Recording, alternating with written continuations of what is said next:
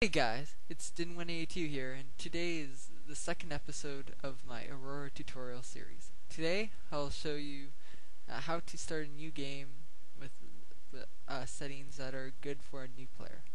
So first of all, you start up the game, you'll get the screen, then go to new. You'll get the screen. So first of all, you will choose your game name. For this, you might creatively call it your first game or whatever. I'm gonna do tutorial game. Space Master password, the password for when you want to go into the Space Master mode. Don't enter anything. Starting year is fine. It just doesn't really matter too much. Maximum systems. This doesn't matter for what I'm gonna show you. That you can't change yet. Difficulty modifier, keep it at 100%. Too big or too little, and you can cause big problems with the AI. You can keep that the same. Keep that the same if you're on a slower computer, but if you're on a faster one, you might want to reduce it down to 20% of its current size, which I believe is 86,000. Minimum number of comments per system, don't have to change. Now this is what here is where you choose like all your empire name and system and stuff. So I'll just do Empire of Canada. Government type, keep that player race. Canadian. Oh, actually no, I'll keep it at normal. Human. Federation. I believe that's what it is. And Empire's theme name I'll just change to Canada. And commander theme, since there's no Canadian version, I'll just go United States. Keep it at Trans-Newtonian Empire. Conventional Empire is a lot harder. And keep species tolerance all the same.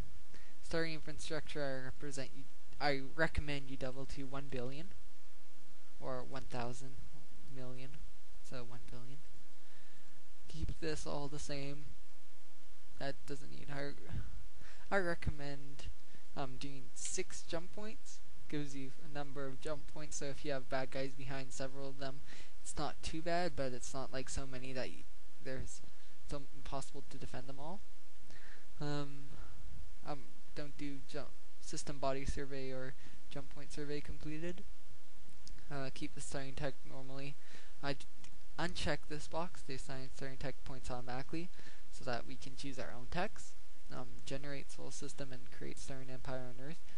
Don't do the create base master empire because it's complicating. You might make a system that's impossible to use. Well, I recommend that you keep the precursors on, to keep the extragalactic invaders off, and keep the star swarm,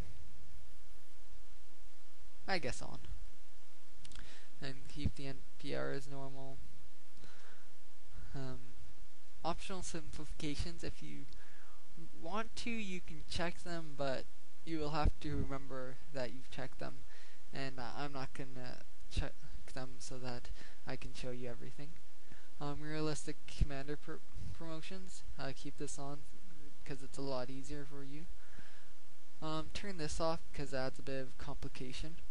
Keep this on so that actually it depends. This is another pretty much optional simplification. You don't have to actually train fleets if you uncheck this. Keep the real star systems, and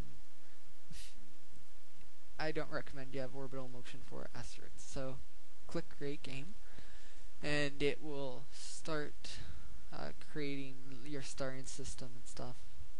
Okay, so once you've gone through the game creation and you've clicked OK on the 2 dialog boxes, now make sure that you've got the game you just created selected. Make sure all your options are right.